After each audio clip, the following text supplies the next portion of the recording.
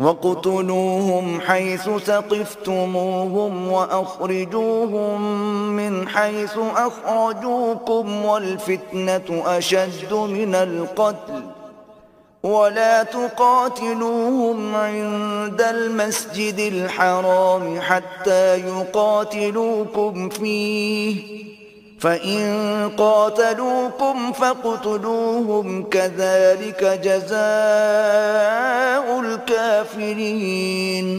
اور ان کو جہاں پاؤ قتل کر دو، اور جہاں سے انہوں نے تم کو نکالا ہے یعنی مکے سے، وہاں سے تم بھی ان کو نکال دو۔